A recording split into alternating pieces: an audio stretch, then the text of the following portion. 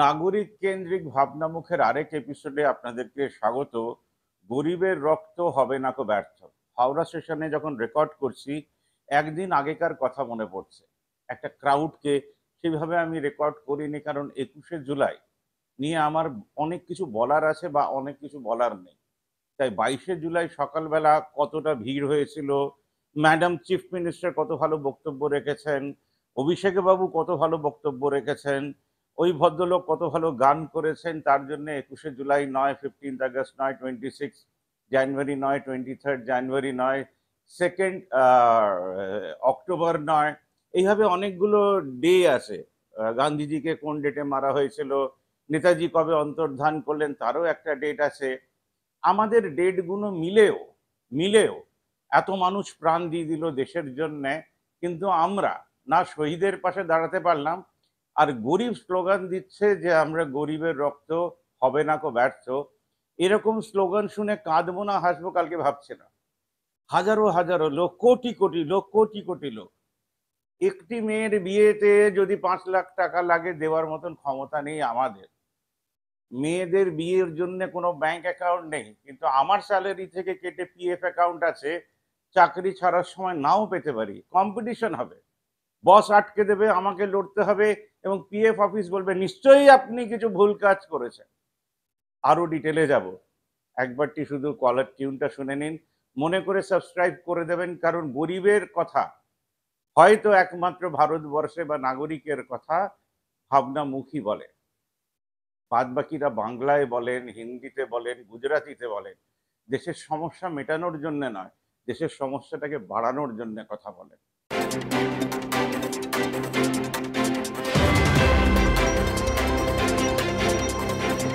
হবে 100 দিনের কাজ তো হাসির কাজ। আমাকে যেদিন বললে 200 দিনের কাজ তৈরি করিয়ে দেবো। দক্ষিণেশ্বর মন্দিরকে বলবো যে তোমাদেরকে কাজ জেনারেট করতে হবে, তোমরা যা কালেকশন পাও তার 30% দেশের কাজে লাগাতে হবে। তাই আমাদের দেশের নেতারা হচ্ছে সবচেয়ে বড় গরিব, যারা ভগবানকেও ব্যবহার করতে জানে না, যারা কনস্টিটিউশনকেও ব্যবহার করতে জানে না, যারা সাংবাদিকদেরকে ব্যবহার করতে জানে না, যারা হিউম্যান রাইটকে ব্যবহার করতে জানে না, যারা এনজিওদেরকে ব্যবহার করতে জানে না, এদেরকে অসভ্য জাতি বলে।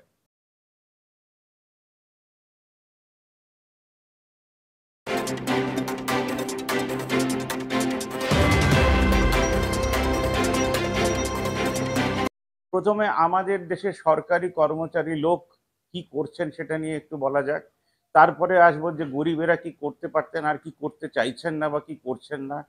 ইসি ইলেকশন কমিশনার, আমাদের দেশে যারা ভোটার তাদেরকে তালিকাযুক্ত করার জন্য চেষ্টা করা উচিত ছিল, সেটার জন্য ইলেকশন কমিশনারের অফিসকে এস্টাবলিশ করা হয়েছে।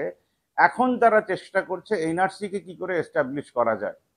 সুপ্রিম কোর্ট বলেছিল তার রায়তে একটা শব্দ ভুলের জন্য আমাদের পুরো দেশটাকে বাঁশ দিয়ে দিল। বিহারের ইলেকশন দিয়ে সেটা শুরু হলো যে আপনারা ভেবে দেখতে পারেন ভোটার কার্ড, আধার কার্ড, পাসপোর্টটাকেও একটা পেপার হিসেবে ভাবতে পারেন। আমাদের সিজিআই বলতে পারেননি যে এই পেপারগুলোকে নিয়েই আপনাকে ভোটের তালিকা তৈরি করতে হবে। বিএলও বাবুরা বাড়িতে বসে, অজিত আঞ্জুমের রিপোর্টে আমরা দেখেছি যে বাড়িতে বসে কাগজপত্র তৈরি হচ্ছে। মানে দেশের দুর্ভাগ্য, সরকারি কর্মচারীরা তাদের মাধ্যমে আমাদের গভর্নমেন্ট তাদের উপরে প্রেশার দিয়ে আমাদের দেশের দুর্ভাগ্য লিখছে। এটা হচ্ছে বড় লোকদের কাণ্ডকীর্তি। একটা পার্লামেন্ট ছিল, আর একটা পার্লামেন্ট তৈরি হলো কখন? যখন লকডাউন ছিল, হাজারো হাজারো লোক বাড়ির দিকে হেঁটে যাচ্ছে, গভর্নমেন্ট তাদেরকে গাড়ি দিতে পারেনি, বাড়ি দিতে পারেনি, কিচ্ছু দিতে পারেনি। তারা হেঁটে হেঁটে কত লোক ট্রেন লাইনের ওপরে মারা গেলেন মনে আছে, সেখানে রুটি ছড়িয়েছিল। গরিবের রক্ত হয়ে গেল ব্যর্থ সেদিন। আর 77 বছর ধরে ব্যর্থ হচ্ছে, কারণ আমাদের দেশে কোঅপারেটিভ মুভমেন্টকে এরকম ভাবে খুন করেছি আমরা। কোথাও 36% ইন্টারেস্ট, কোথায় 46% ইন্টারেস্ট, কোথায় কোঅপারেটিভের টাকা চুরি করে বন্ধ হয়ে গেছে। কোঅপারেটিভ মুভমেন্ট ভারতবর্ষে প্রায় ফেল করে গেল। কোঅপারেটিভ মুভমেন্ট হচ্ছে যেটা প্রথম আমাদের দিকে দেশ নির্ণয় করে, দেখিয়ে দেয় চোখে আঙুল দিয়ে যে সূর্য উঠছে আর কোঅপারেটিভ মুভমেন্ট হচ্ছে। পারেনি।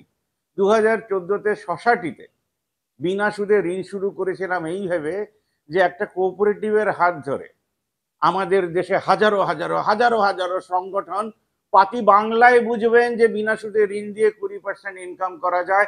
আমারই কত এপিসোডে বলেছি, কিন্তু হয়নি। এখন আমাদের অফিস আর আমাদের 12 জনকে নিয়ে করেছি, তার মধ্যে আবার একজন ছেড়ে চলে গেছেন। কেন ছেড়ে চলে গেছেন আমার জানা নেই।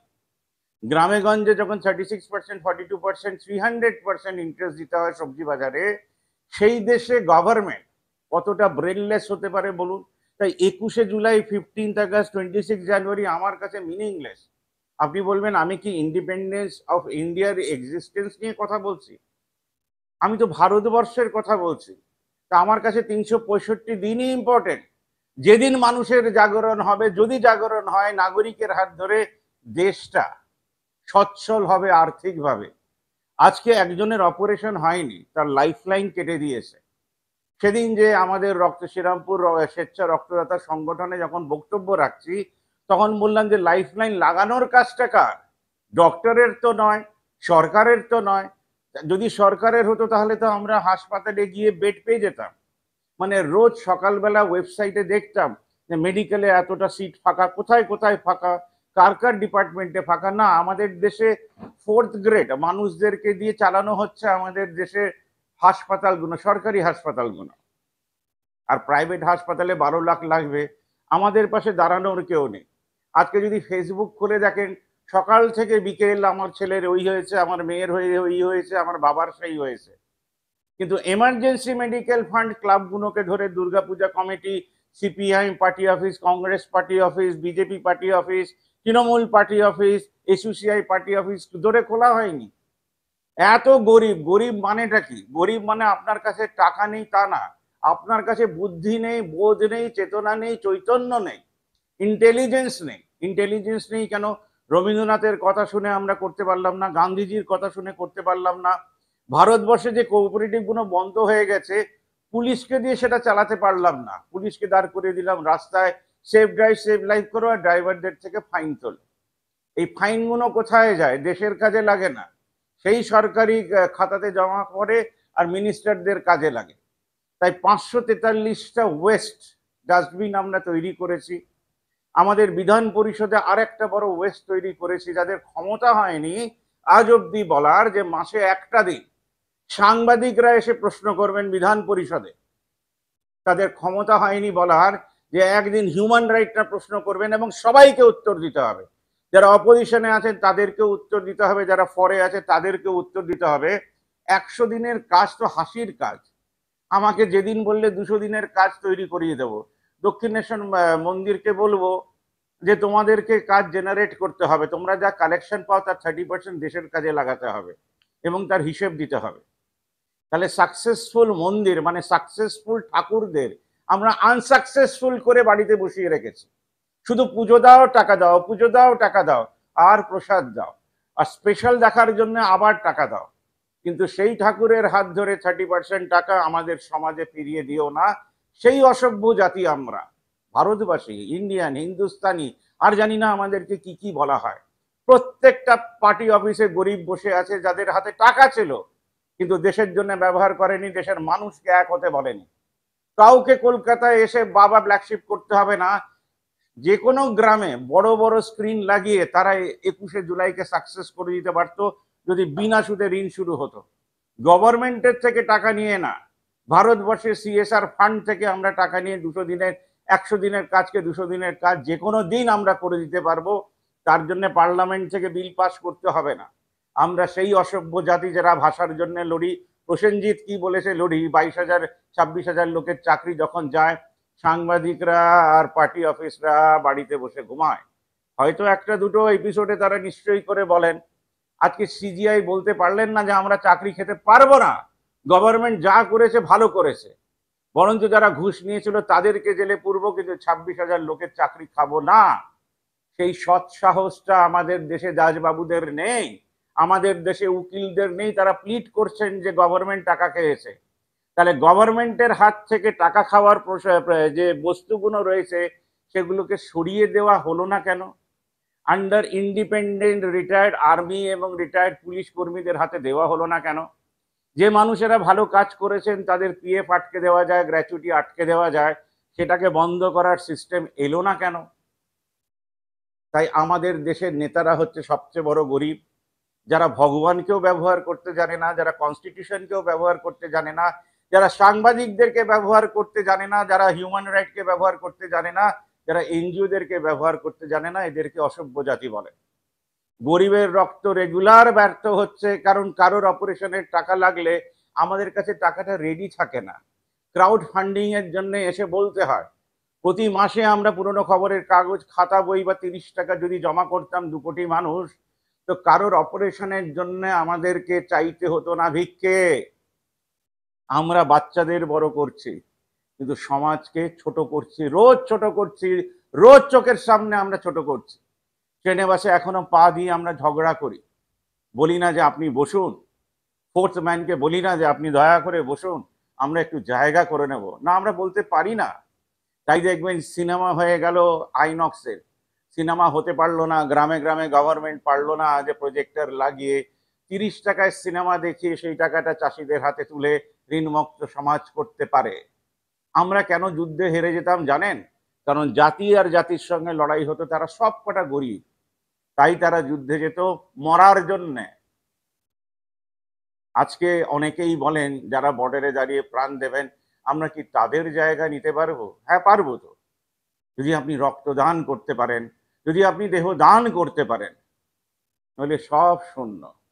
গরিবের রক্ত সেদিনই হবে সার্থক যেদিন পাড়ার সেই গ্রামের হাজারটা মানুষ সব পার্টি ছেড়ে দিয়ে তারা দেশের জন্য ভাবতে শুরু করবেন।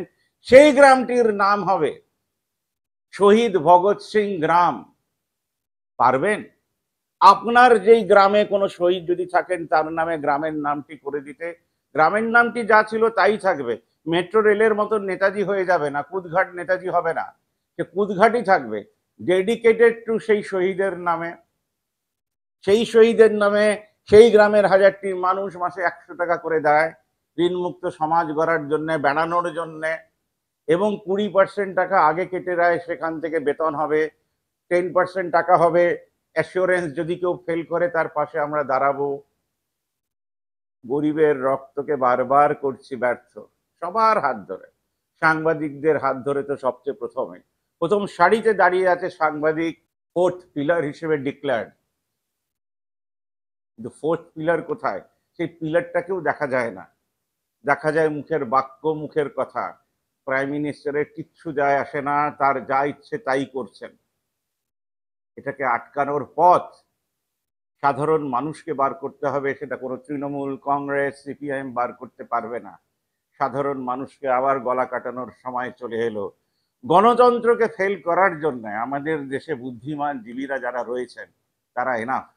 একটা ডেপুটেশন দিয়ে ভারতবর্ষের গ্রাফকে কি করে নিচে ফেলতে হয় তারা এত অসাধারণ জানেন যে সিনেমার ডায়লগ হচ্ছে, মাস্টার বাবু আপনি কিছু দেখেননি। মাস্টার বাবুরা যদি আজকে উঠতে পারতেন এবিটি এর মতন সংগঠনরা, তাহলে তারা বুঝিয়ে দিতে পারতেন তারা কি কি দেখেছেন। শিরদাঁড়া একটা পুলিশ অফিসারকে দেওয়া হলো, প্রত্যেকটা টিচারকে আজকে শিরদাঁড়া ফিরিয়ে দিলাম। আপনারা করে দেখান, দেখা যাক আমাদের এই এপিসোডের হাত ধরে ভারতবর্ষের নাগরিক গরিবেরা ব্যর্থ নাকি ব্যর্থ নয়। নেক্সট 21শে জুলাই তার উত্তর পাবো। আমাকে শোনার জন্য অনেক ধন্যবাদ। আমি নরেশ জৈন।